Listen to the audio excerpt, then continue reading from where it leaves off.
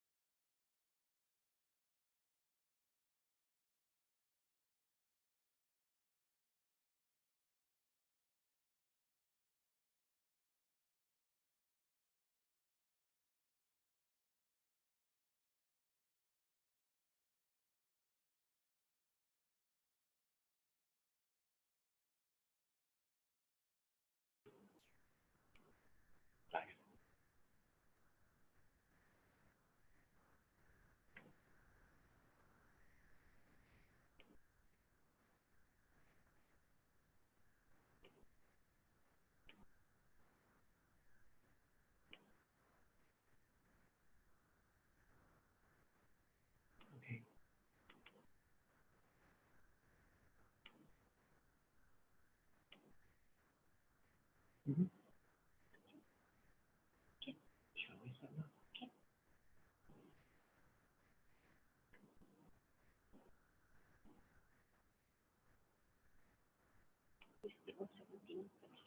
Yes, so we are 17 participants.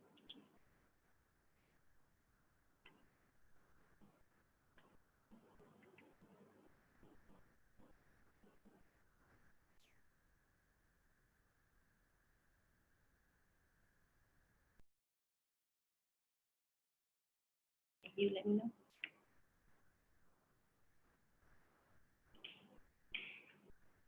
Hi, everyone. Welcome to our webinar today. I think we still have few participants to join in, so let's give few minutes. Maybe we will start in 3 minutes, 3 to 4 minutes. Thank you for your patience.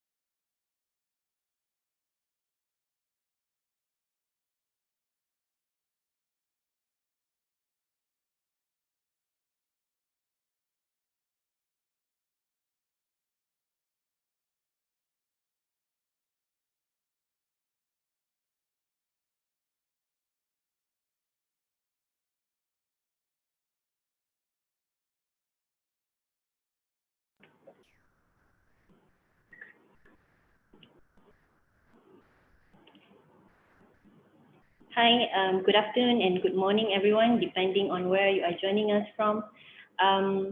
Welcome to our webinar today entitled Towards Precision Agriculture. This is a project under the funding of Newton Ungku Omar. Before we start our webinar, I would like to cover a few housekeeping topics or housekeeping rules. The first one, today's webinar is being recorded. We will be able to share a link with you after the event is complete. We are also going live on YouTube, and you can watch our live streaming on our website, agro1.farm. Second, we also invite your comments and questions We're going to have Q&A session after the second speaker, after the presentation of the second speaker. If you have any question or comments, please deposit your question or comments at the chat box. Yeah, I think it's located on the right panel of the window. Yeah, the screen. Or if you have any issues, if you cannot hear us, if you have any technical problems, you can contact us through the chat box.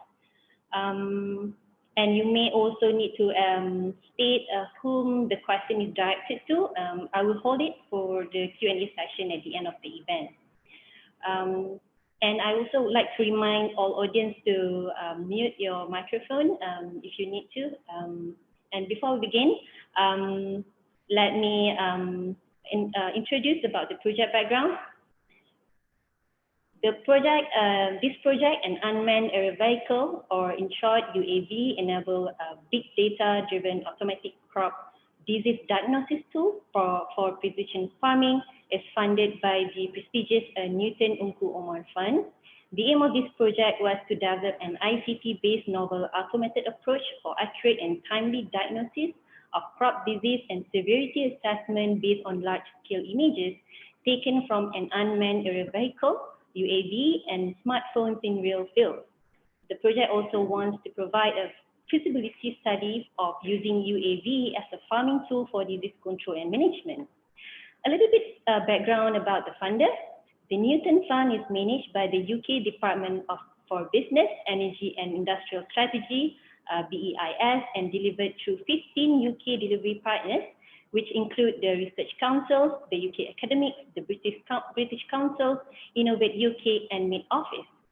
The Newton Fund was extended from 2019 to 2021 and expanded by doubling the £75 million investment to £150 million per year by 2021, leading to a £735 million UK investment, with partner countries providing matching resources within the fund. The fund is managed by the UK's Department of Business, Energy and Industrial Strategy. The fund forms part of UK Official Development Assistance, ODA, commitment, and its primary focus is to develop partner countries' research and innovation capacity for long-term sustainable growth. Through the Newton Fund, the UK uses its strength in research and innovation to promote economic development and social welfare of partner countries. It provides opportunities to researchers for collaboration with the Newton Fund countries. This project is headed by Prof. Liang Dui Han from Manchester Metropolitan University and by Dr. Muhammad Shakrin Mispan from University of Malaya. UK researchers from MMU include Dr. Zin Zhang and Tam Sobev. researchers include Dr. Liu Chi San and Professor Dr. Zulkarnain Mohammed. Right. Ladies and gentlemen, our first presenter for this webinar is Dr. Muhammad Shakrin Mispan from University Malaya. Dr. Shakrin is currently a senior lecturer at the Institute of Biological Sciences, University of Malaya. He has a PhD, he's a PhD holder from South Dakota State University, USA. His current interests are mainly on research focusing on adaptation to various ecological systems, environmental impact from various management, integration of sustainable agriculture for rice production, and precision agriculture in rice farming. He's also involved in agrobiodiversity research to improve soil fertility by enhancement of microbial activities, to frequently participate in promoting sustainable agriculture and organic-based farming. I'm going to hand over the floor over to Dr. Shakrin, who is going to start today's presentation. All right, Dr. Shakrin, it's all yours.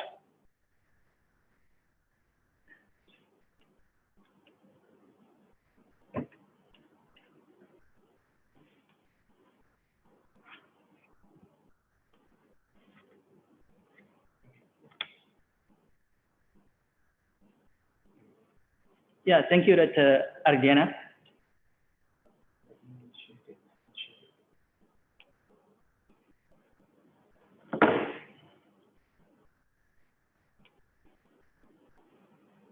Let me do some technical check first. before I start.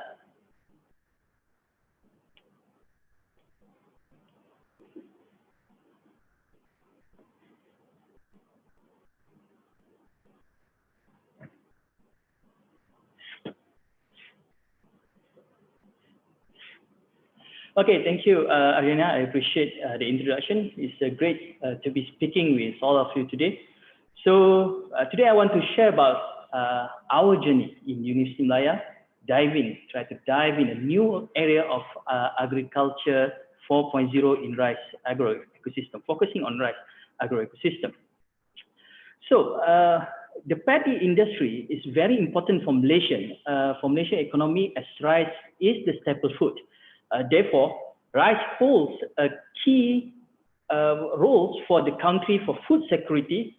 As proven in the 2008 rice crisis, the price hikes have caused social and political instabilities in Malaysia.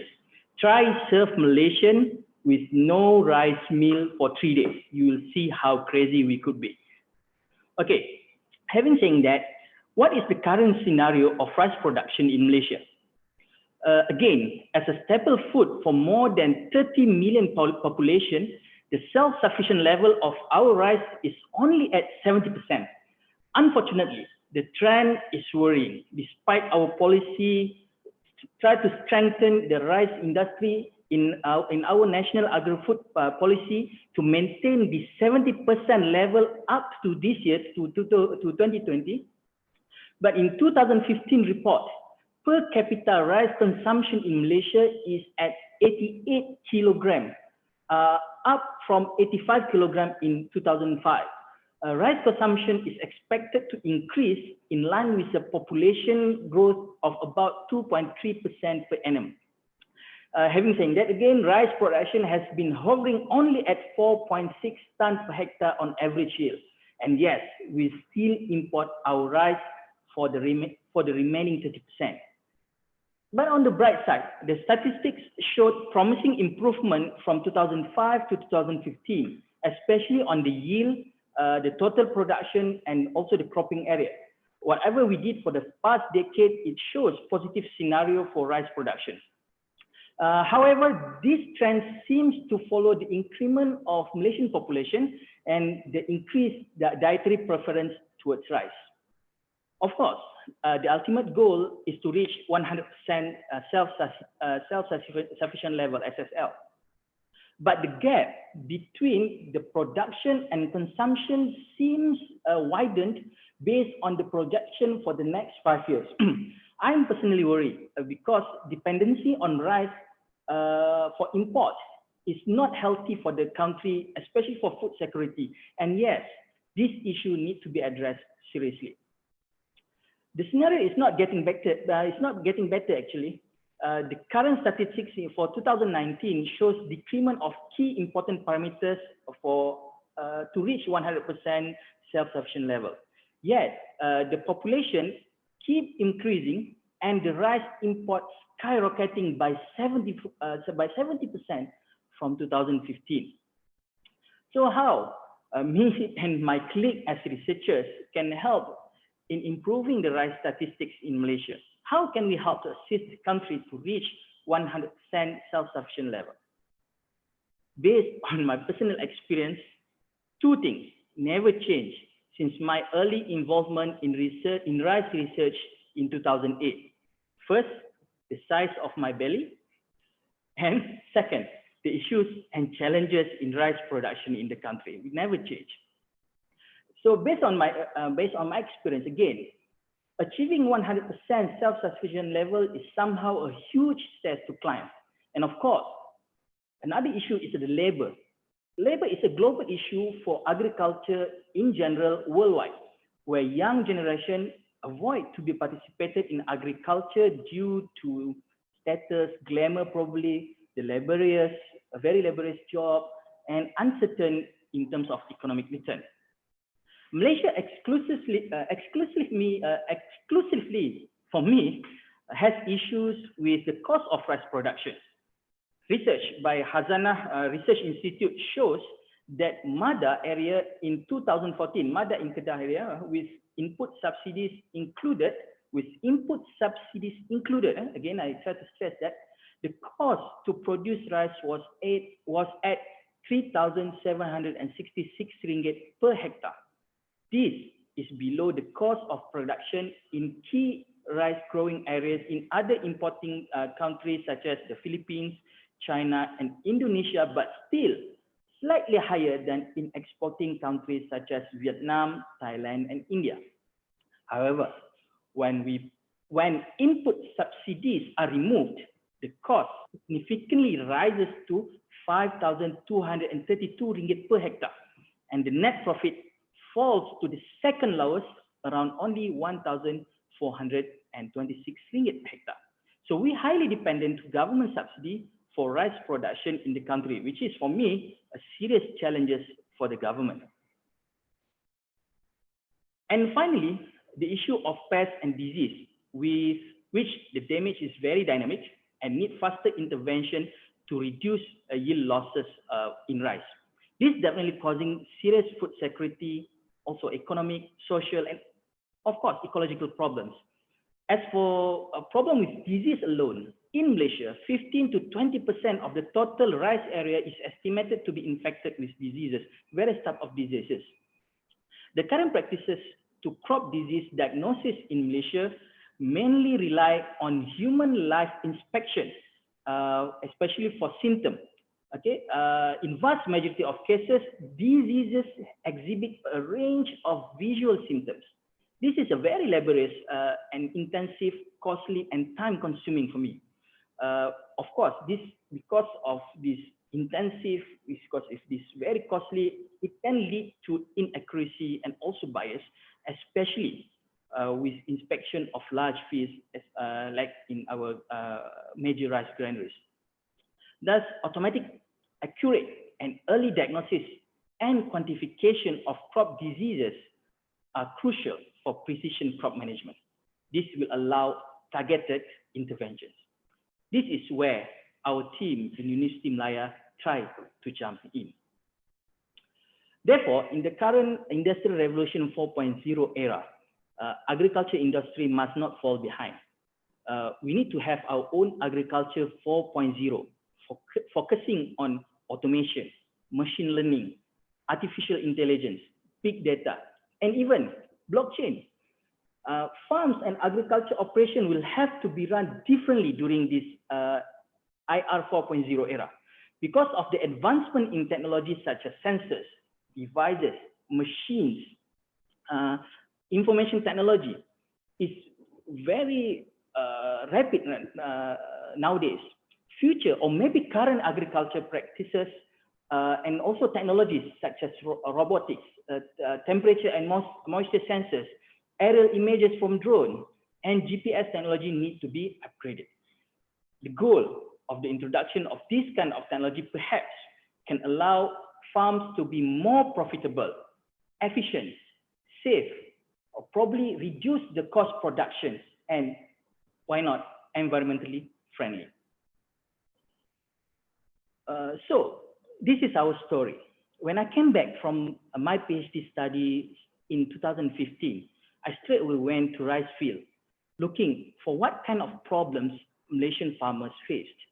Surprisingly, for me at that time, the rice fields in Selangor were heavily infested with BLB, or bacterial leaf blight. So I looked around to do some scouting and realized that at that time, the BLB infestation has some unique patterns. It formed like a straight line across the field, pretty much like a route used by the farmers in the field for applying the fertilizers. The next day I came again, I tried to climb my car to have a better view. Okay. I saw some patches in of rice damages in the field, but it looks like BLB, but I cannot identify because it's too far away. I get frustrated because I cannot access further to check. Our human eye view is very limited. So this is the problem that I faced at that time.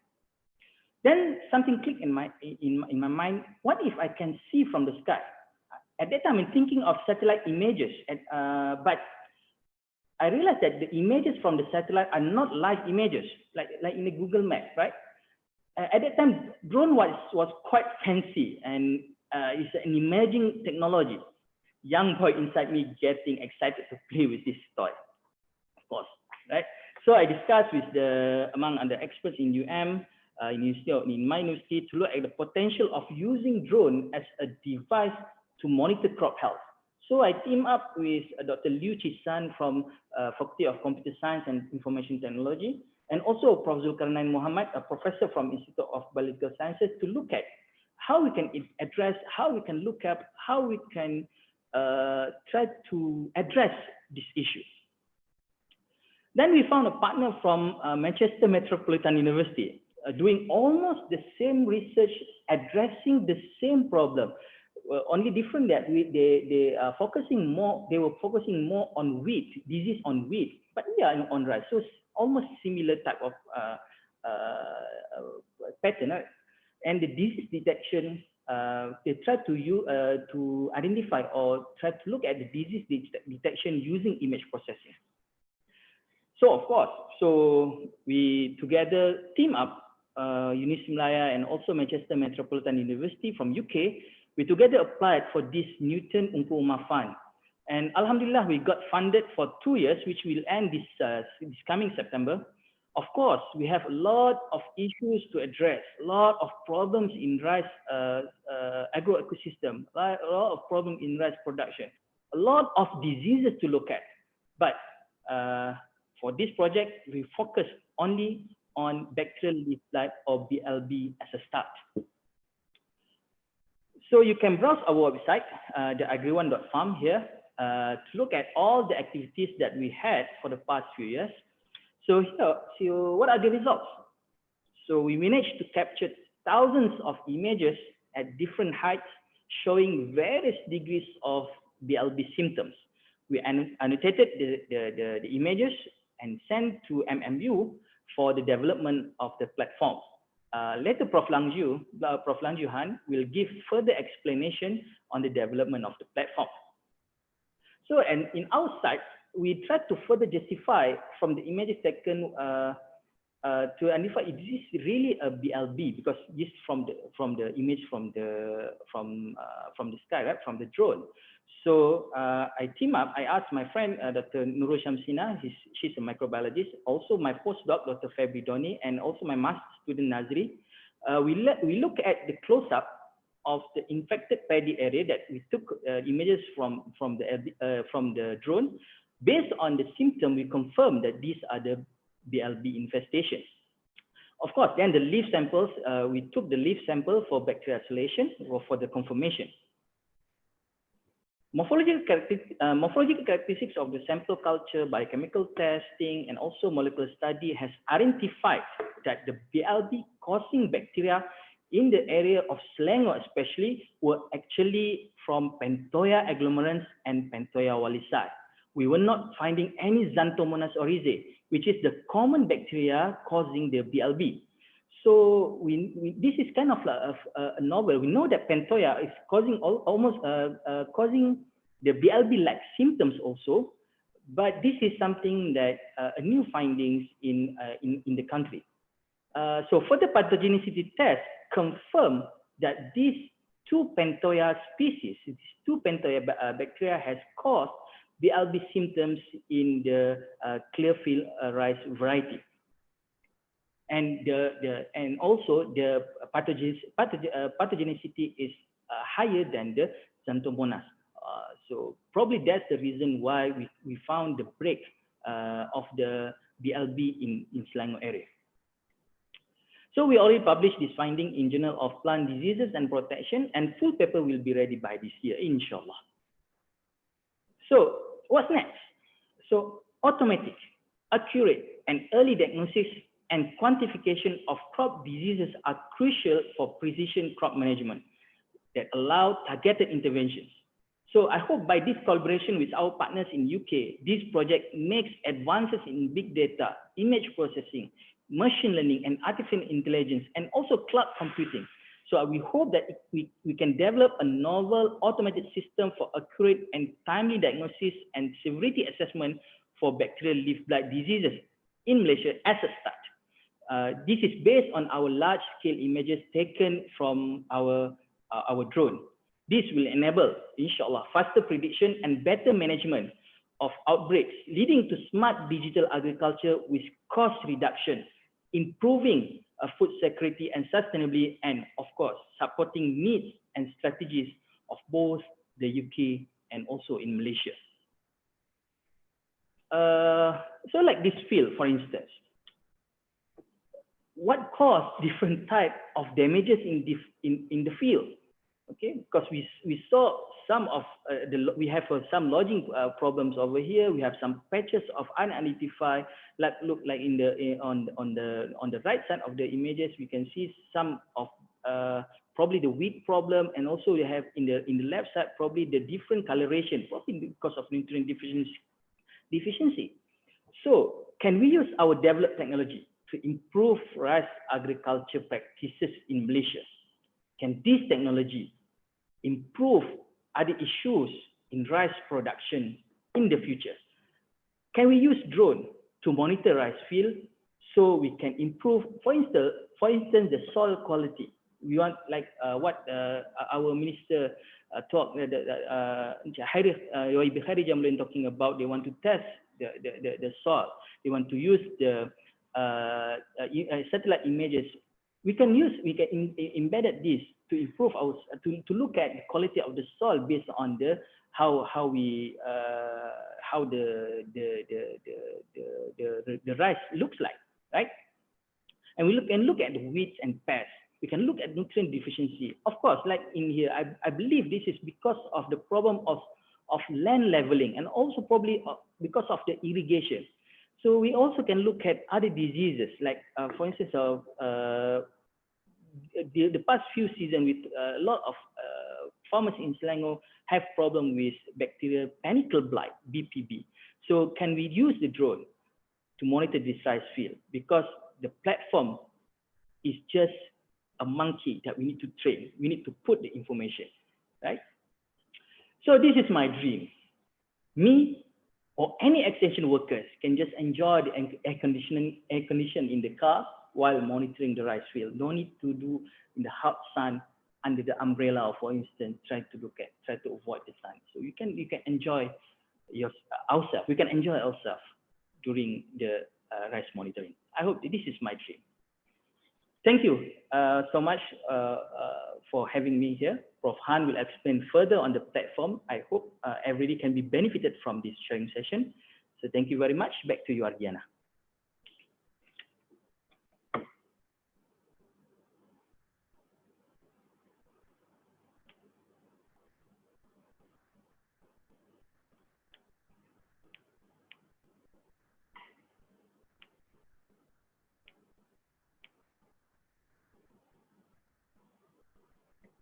All right, thank you very much, Dr. Shakrin, for the presentation and for sharing with us your experience in your research. As a reminder, if you have a question that you want to ask, please enter it in the Q&A or chat box, and we will get through as many questions as possible as if the time allows. Next, our second presenter, okay, is Prof. Ling Ziu Han. From Manchester Metropolitan University. Prof. Ling Ziu Han has a PhD in computer science from Fudan University, Shanghai, China in 2002.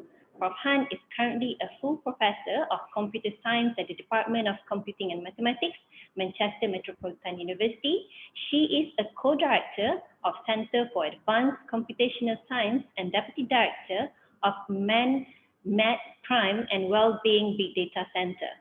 Prof. Han's research areas mainly lie in the development of novel big data analytics, machine learning, AI, and development of novel intelligent architectures that facilitates big data analytics, such as parallel and distributed computing, cloud, service-oriented computing, data-intensive computing, as well as application in different domains such as precision agriculture, health, smart cities, cybersecurity, energy, and etc. Using various large-scale datasets such as images, sensors, data, network traffic, web, text, and geospatial data. As a principal investigator or co-PI, Prof. Han has been conducting research in relation to big data processing and data mining, cloud computing, parallel and distributed computing. The total value of this project exceeds £18 million.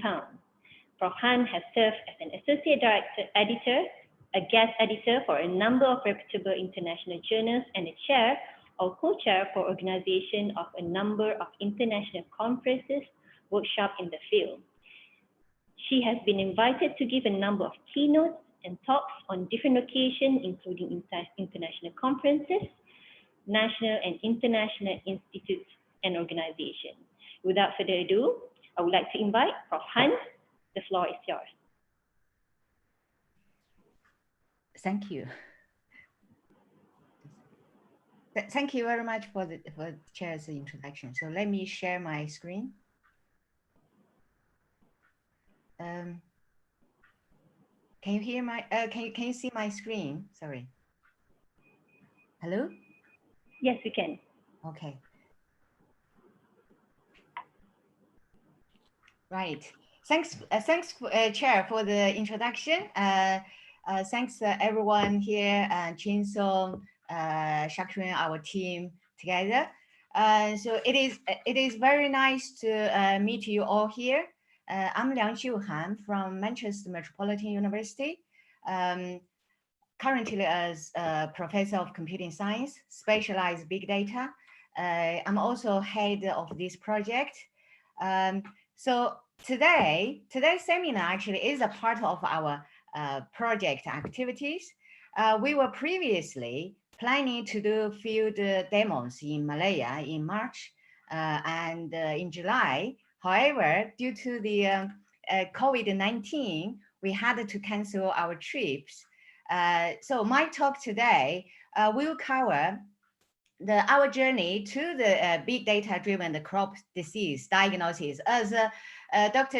Shakrin just mentioned, his journey to the rice industry 4.0, I'm going to talk our journey to the big data-driven precision agriculture, and with particularly focus and demos on our this AgriOne project to show our current precision product we have produced.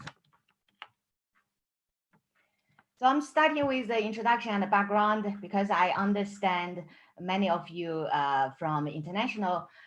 So I wanted to let you know our Manchester Metropolitan University and also our big data research and application to the precision agriculture. Manchester, located in the northwest of England, is located in between the London and Edinburgh. It is a very nice place to stay, to study, to work, to live. Our university has over 38,000 students. We have total number of international students, 3,000 plus.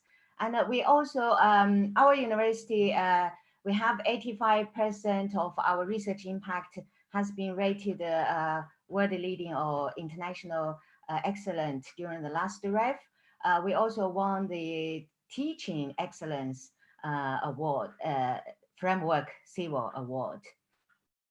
So we have a large international research links around over 959. University of Malaya is one of them. We also have international students partnership. So we got various accreditations, have a number of industry link. I'm with the Department of Computing Mathematics. And we have a research center called Center for Advanced Computational Science. We have 5 research themes: data science, machine intelligence, smart infrastructure, human-centered computing, computational fluid dynamics.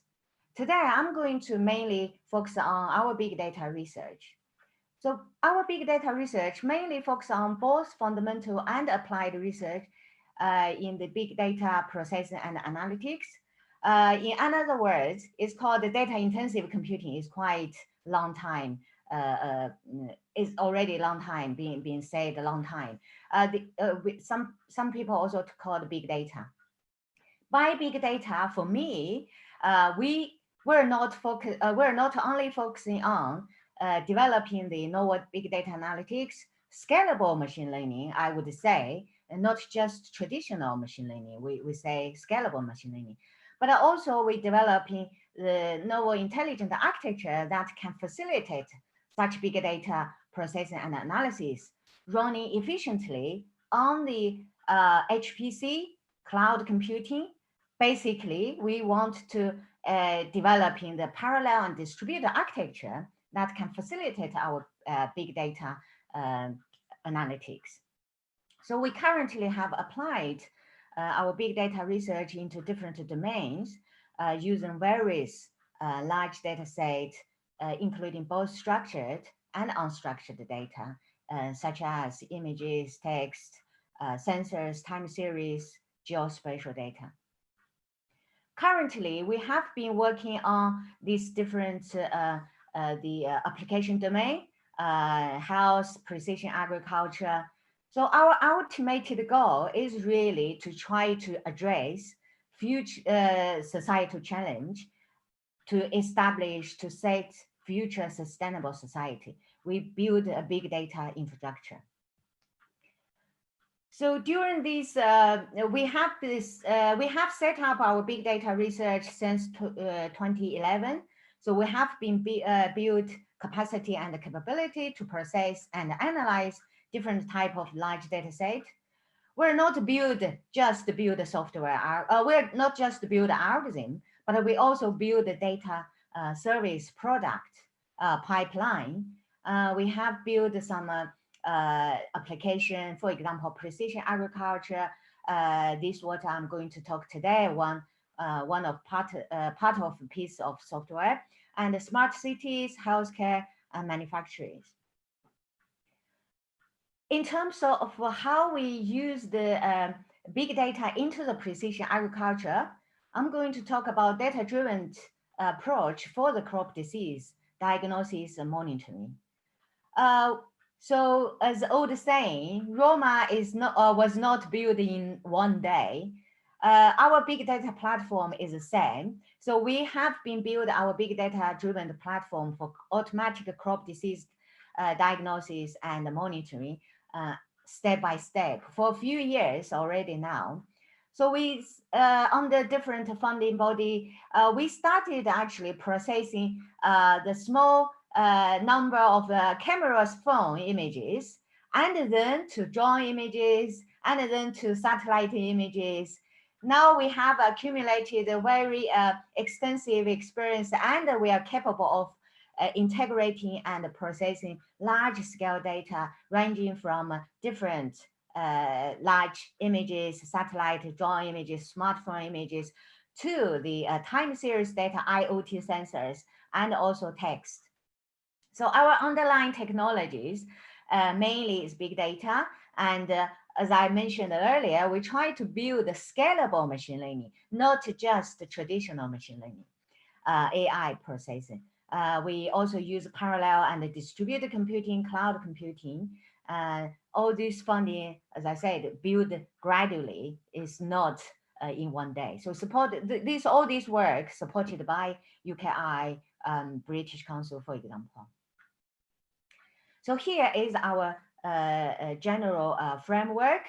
We are now capable of pull all of this information together: historic data, satellite imaging, drone images, camera phones, IoT sensors.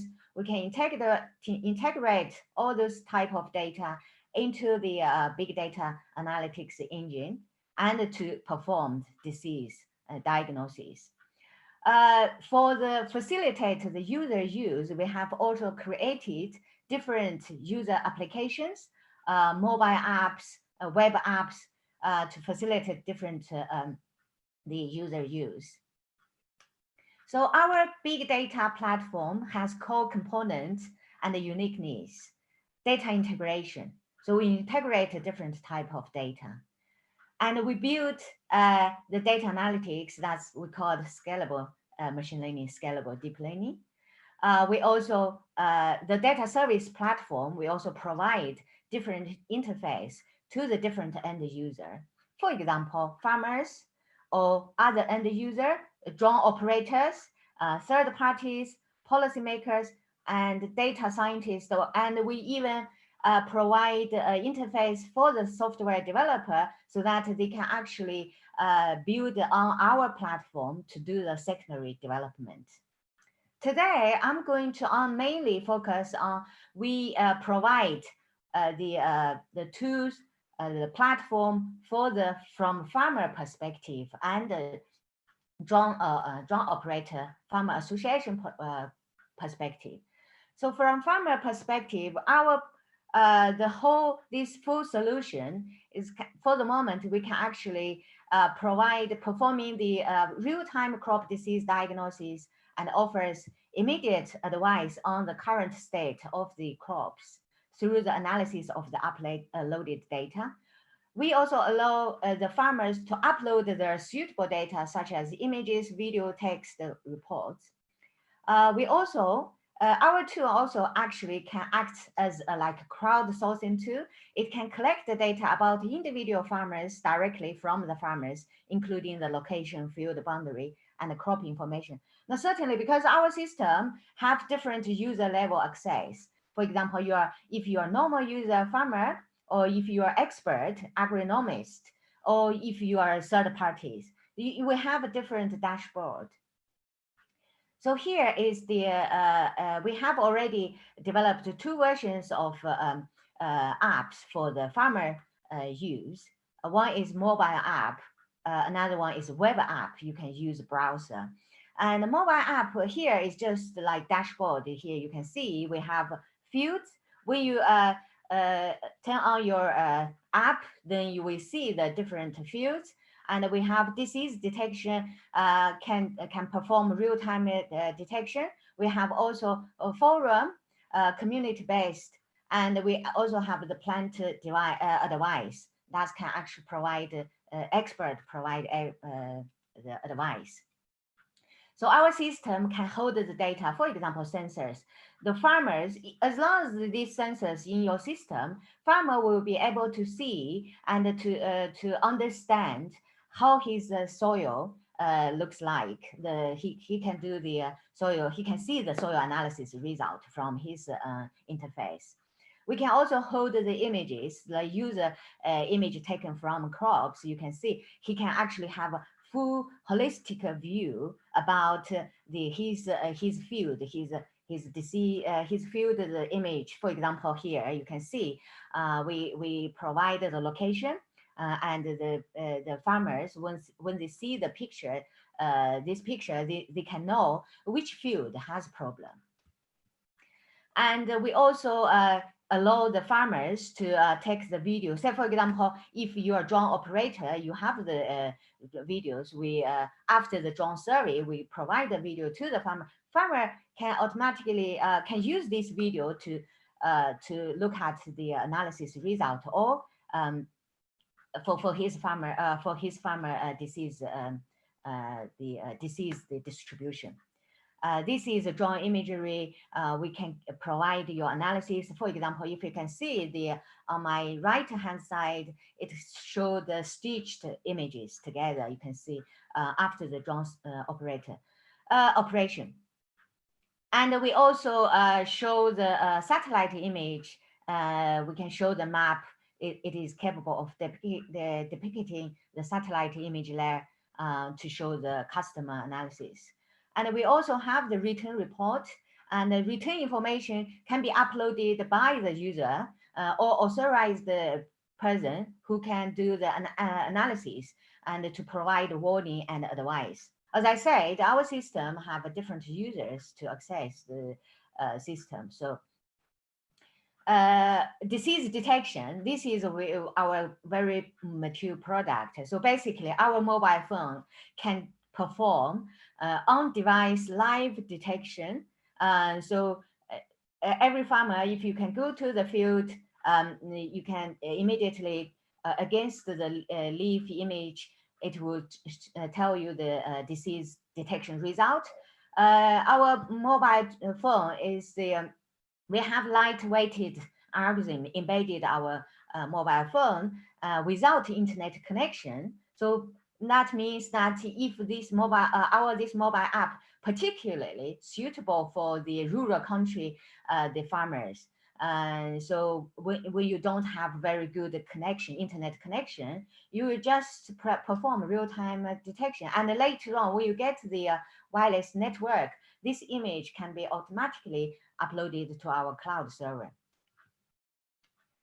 And the forum, we also developed a community-based question and answer forum, providing the capability for users to find the information about the plants and the disease not currently covered by application, provide additional area of data collection to improve the service and advice.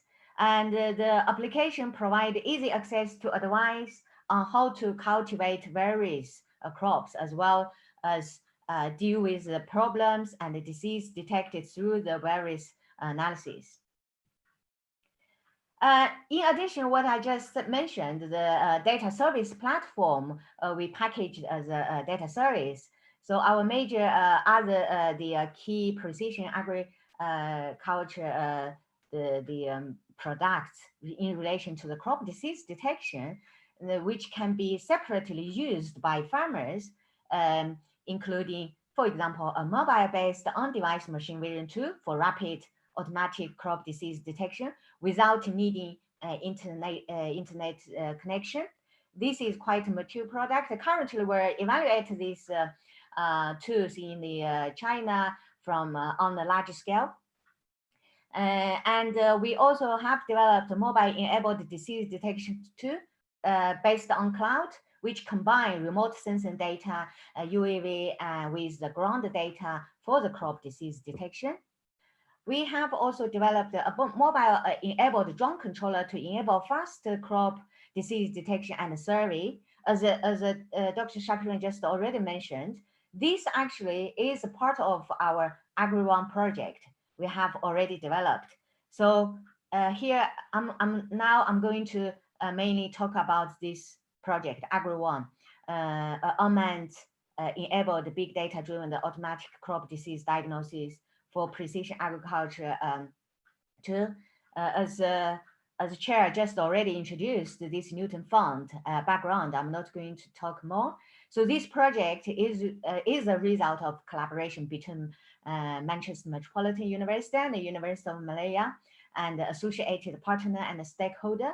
Our project aims to develop automatic crop disease diagnosis tool based on the drone and the machine learning AI combined with biological analysis. We have already developed. And as I just mentioned, our tool can offer a service for the farmer to do the affordable area service on their field and relevant disease analysis. And we have developed a mobile-enabled drone controller to command the drone to conduct the survey to perform a real-time disease detection. So this mobile app, actually there are two versions. First, the version we have done is especially for farmer use. So we assume the farmer has the ability to buy a drone or afford to buy a drone. So we produce the mobile app that farmer can directly operate a drone, and then he can, if he wanted to do the drone survey, he can just fly his drone.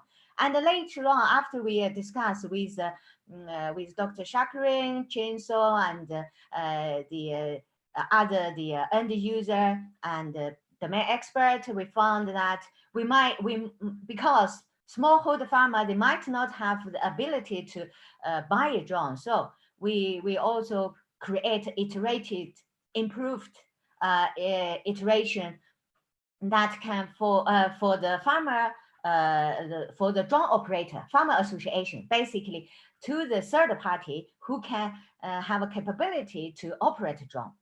So for the moment, that's why this mobile app can can open for the two type of users. Farmer, if you are able to buy drone, or farmer association, if the farmer drone operators.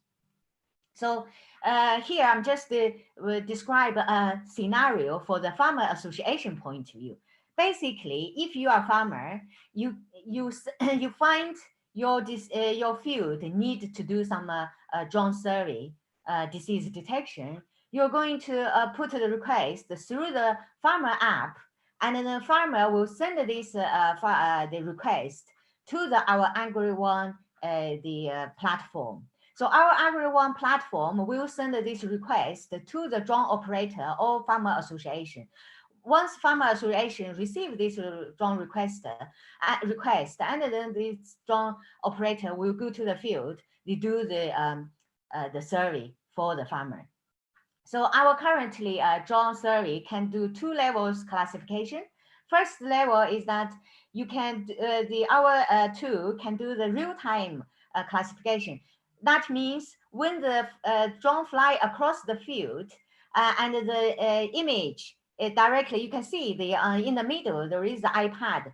So anyone who uses the drone already, you know already the drone will have the accessory, that's iPad. You can see the drone flies through the when the drone flies through the field, there is field image will in real time will come to your iPad, streaming to your iPad or your phone. Currently, we have developed a mobile app can actually see immediately detect the disease. Say for example, whether this field there is disease or not. After the drone flight finished, completed, and then it will show the stitched the whole distribution for the whole field.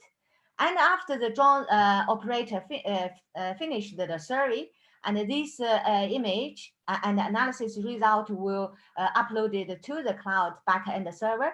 They will do our cloud backend server has capability to process high resolution the image, and then they will show the finally they will put they relay our analysis result to the farmers. So this is the use case scenario, and now I'm going to demo our the mobile app we have already developed. So you can.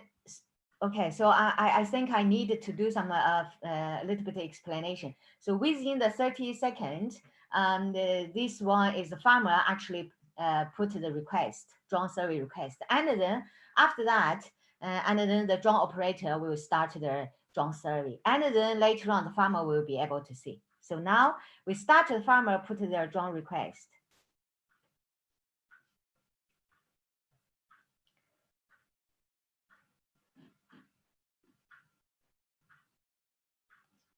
So here is the farmers requested the drone survey. And now drone operator will go to the field.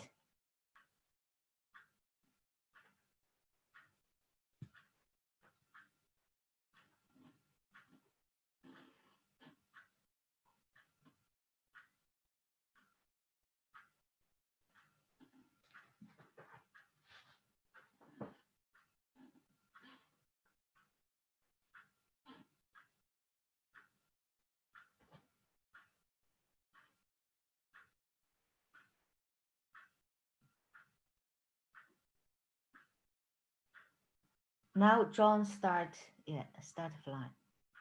Sorry.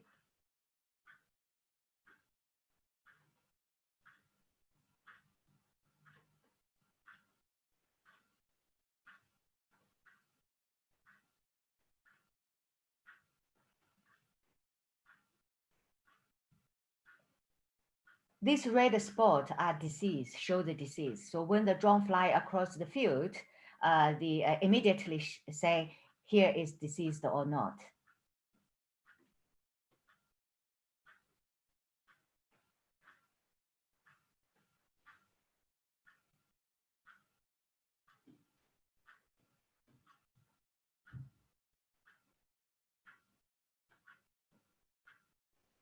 And now, upon the drone fly finished, and then we will show the whole disease distribution.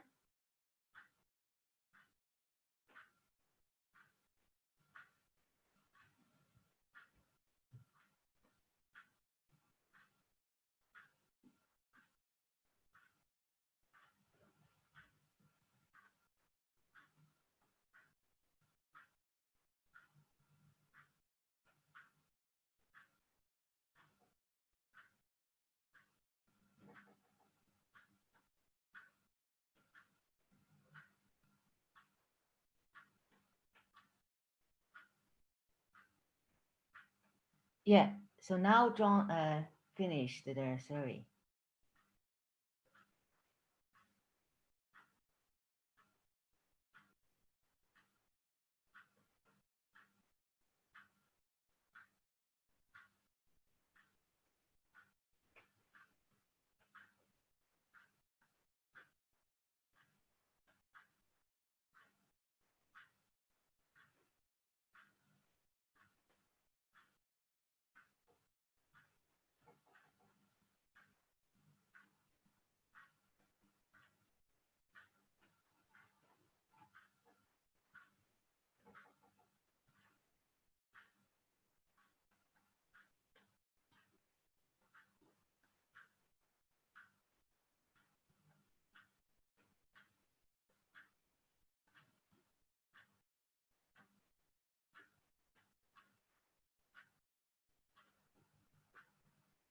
Now the drone operator finished, and now is still onto the farmers display. So basically, drone already finished their survey. They put their the drone images to the backend server, and then our AgriOne will relay our result to the farmer. Now is farmer interface.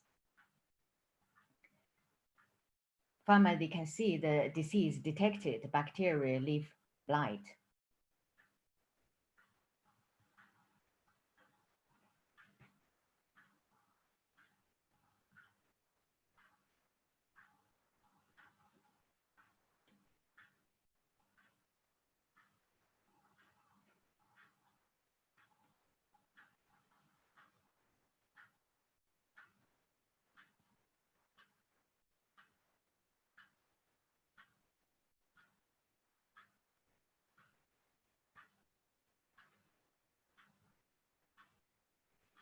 Yeah, so this is our demo. Actually, previously we were planning to demo in Malaya in real time, but yeah. So now we demo on the online, and I think this our AgriOne family. As I said, this is the result of a collaboration between Manchester, our university, and the University of Malaya. We thanks really grateful. We worked very well. Our team is very nice connected together. So thanks everyone here. So here are the some activities where we have been we have done in, for example, like field trips and engagement with the industry. As I said, acknowledgement, we thanks for Newton Fund Institution Link. So we're also planning to do another trip, if not in September, maybe in December. We hope that we can finish. And I think Dr. Shakurin's dream become true, right? Okay, so yeah, I think thank you very much for the chair and for everyone who involved in this project. Yeah, so my talk finished. So I'm not hand over to the chair. Okay, thank you very much, Prof. Han, for the nice presentation and for the interesting demonstration that you showed us. Now we have come at the Q&A session. We have several questions that have been submitted by the audience. As a reminder, yeah, you can still submit your question if you have any, or even you have suggestions or comments. We are welcome your feedback. Yeah, please enter it in the Q&A chat box, and we will get through as many questions as possible. The first question, this is to Prof. Han from Nur Aikim Hanafia. Good afternoon. I would like to ask Prof. Liang Ziu, can the developed platform be used to address other rice problems such as nutrient deficiency? Prof. Han? Yes, in principle, yes, it definitely. This big data platform itself is generic data platform. However, what I can say is that let's say if we want to detect the nutrition efficiency, we need proper data as well. You know, we need nutrition related data. So we need to develop a new data analytics algorithm. But the platform, the backbone of the big data infrastructure, it should be the same. For example, big data workflow engine, the same, but the data analytics are different. So we have to develop a new analytics for the nutrition inefficiency detection. Yeah. So basically it can be applied to many aspects of agriculture as long as we can provide the Exactly. data. Yeah, exactly. Yeah. That's why we wanted to say this big data platform is as a generic platform. Yeah. Backbone is, but for the different application, we needed to address different analytics. Nice. Thank you, Prof. Han. Now we move on to the second question. We have a question again to Prof. Han. Yeah, Prof. Han, you're very famous today. From February, Doni, is there any devices or drones that could detect plant disease before any visible signs show? Then it would be allowing farmers to stop the infections earlier and save the crops. What do you think about this? Yeah, this is a very good question. Actually, when we developed this project, actually, we also think about this. But for this big data platform, currently, we're mainly looking at, for example, the symptom-based image, based symptoms, morphological changes. For this data platform, for currently our current algorithm, we mainly dealing with the morphological changes and also multispectral band. Say, for example, we look at this type of data. So in terms of visible, so in any case, we use the visible symptom. So that's for our data. But I think the currently for this platform to for example, to complementary the question what he just asked, to say, for example, how do we do the early detection? That means we have to really for example, we develop the algorithm that can monitor the time series of the growth of the rice. For example, from 30 days until the 120 days. So we look at these different type of patterns, and that's what we can use the data-driven. That's for our data platform. That's currently our data platform limitation, I think. I want to add some to these issues also, because we are the one who work in the field, and I think Nazri and I work during the structure of the research design. Basically, we want to do the time series. I think we are talking this few times already. But the problem with the disease of BLB is kind of like we cannot. In the current situation, we cannot say that, oh, I want to, let's say we know that this was infected this season, but it will not happen next season. So it's kind of like, we also have limited time or limited resources to predict. Where. But yes, that will be the ultimate goal for this project. Yeah, interesting. Shall we move to the third question? Good evening, Prof. Ling Ziu. Is it possible if we use other sensors other than using the images to be incorporated with the platform? Yes, sure. That definitely. For the moment, we have ability to use the sensors. For example, like the soil temperature, the humidity, those type of sensors, other sensors. So for us, we're concerned about what type of data we can process, you know. So sensors for us is just time series data, how we stream the data. Yeah, so yeah, yes, certainly the answer is definitely yes. Yeah. So perhaps the use of biosensors, Yeah. using molecular detection may help to aid managing the disease. Okay, we have another question, this time to both panels. Good evening to both. When we are using the drone to detect the disease and we can just check it on our mobile phone, doesn't it costing the less number of human labor needed? In other words, we're going to reduce the number of workers in the field. Doesn't it going to affect their daily or monthly income? What are your suggestions for those who have been working in the field from generation but then be replaced by, you know, AI or gadgets? I think that, if I may, I want to answer this question. It's quite interesting to because like I mentioned in my presentation about the labor, we have lack of labor. We don't have enough labor to do all the work, and yes, of course, we will reduce all this technology can reduce the need of more people to look at, or even experts to look at the symptoms, to cover the whole area of rash granary, for instance.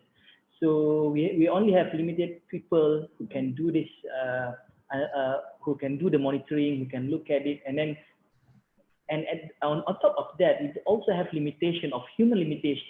We cannot see far away, we cannot diagnose, and then we basically the one that the way that we know is just ballparking and do the estimation based on expertise. So actually, it's a good how to say in our Malaysian landscape actually.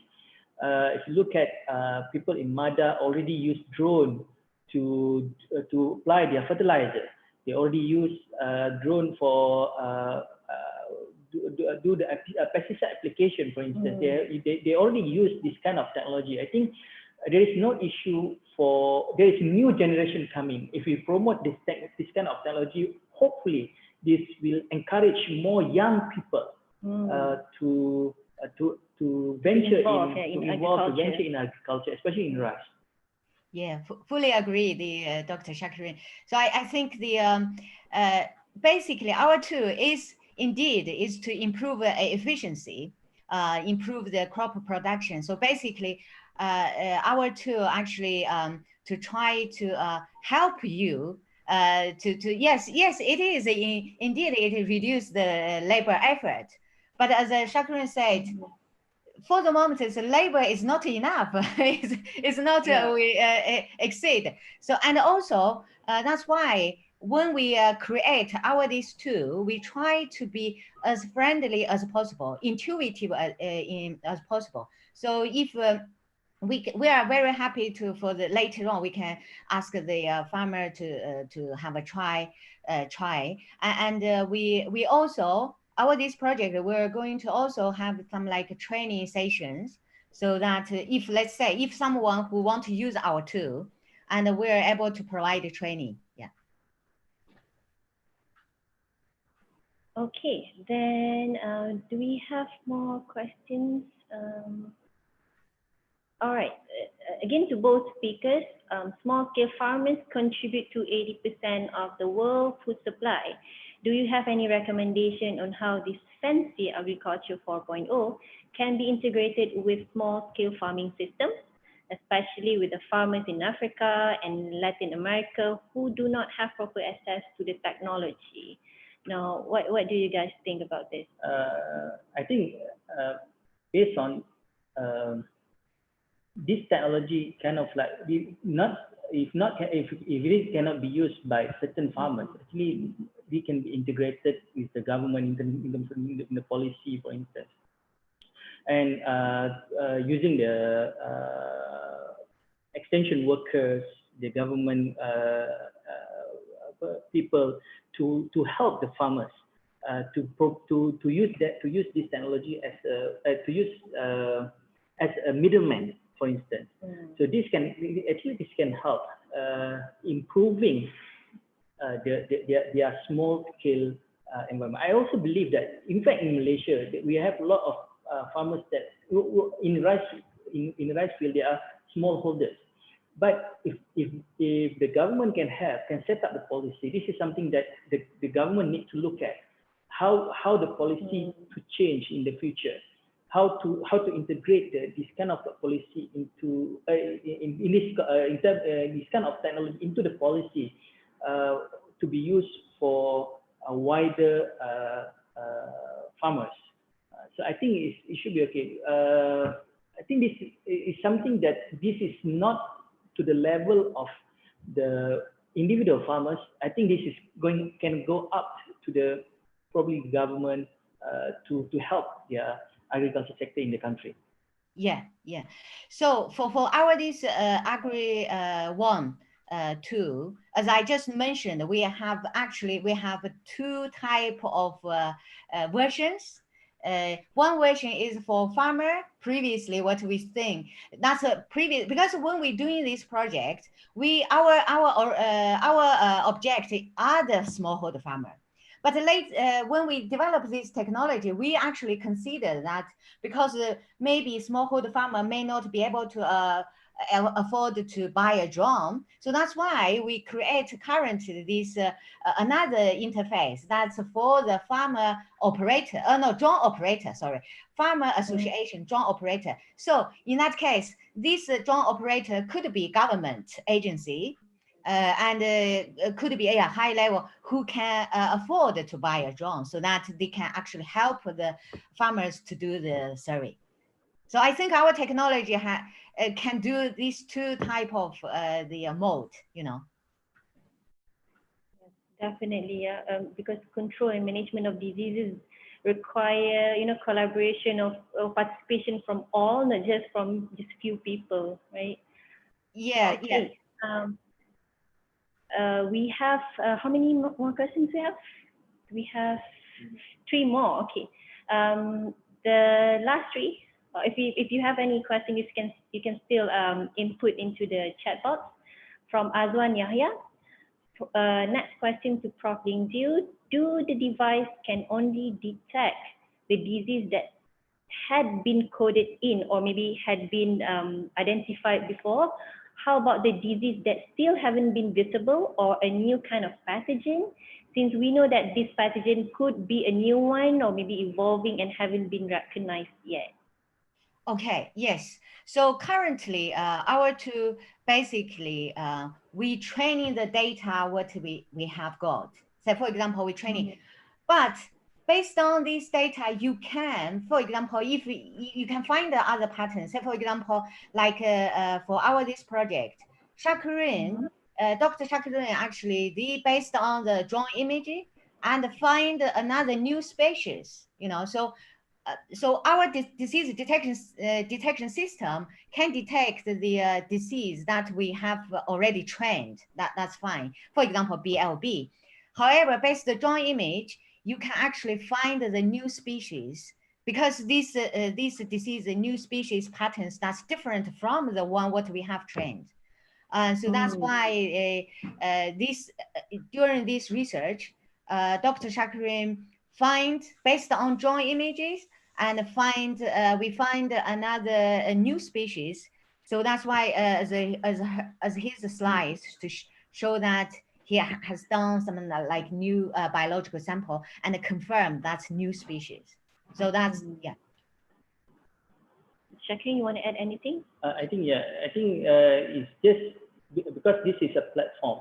So anything, if let's say we have a new disease come up, different type of disease that never been found in the field, but this is also can be detected as a new disease. We can set up in the platform saying, oh, this is a new disease, something that we found something new. So then can be then the farmers can be alerted, the government, the extension workers can be alerted, and then they can intervene as soon as possible. I think just based on the detection system.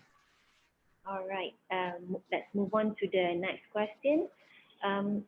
can your technology go beyond detecting infection and proper solutions or spraying in real time?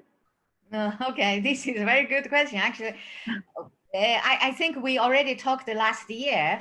So we last year when we were in Malaya and we engaged with the industry partner, we also thinking that how we actually combine our this disease detection system with spray drone company, so that we can actually provide real-time disease detection, and then the drone will have a spray drone to the The area. to prevent the disease. Yeah. Yeah, it is possible. Yeah, yeah. So it is. We have. Yeah, we can. Okay. From Azwan Yahya. Hi, good evening. How fast the responses from the drone before ground application? Disease might spread within a day while waiting the image to be recognized of the disease area or the location. How fast the response from the drone? Okay, so I think currently our drone, this immediate disease detection, just several seconds, you can see whether there is a disease or not. Because in real time, basically, when you fly a drone across the field, it will immediately tell you which part of field there is disease or not. Yeah, so basically immediately can tell you. Yeah, so. Interesting. So as soon as possible. Yeah. Okay. From Dr. Fikri. Hi, the question is to Dr. Shakiri. How's the disease diagnosis carried out accurately based on the images? Is it based on the blotching patterns of the field? Is the blotching patterns unique to different pathogen or diseases? So this is the reason why we chose bacterial leaf blight in the first place, because the symptom is obvious. Like certain blasts, they have spotting patterns and spots. But in BLB, like Fikri said, that is producing the blotch from the edge of the leaf. So basically, whenever we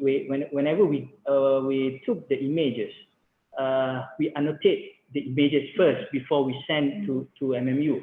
So the way we annotate, which usually when we took the images from the drone, we immediately doing the ground evaluation or ground verification to see that this is a BLB or not.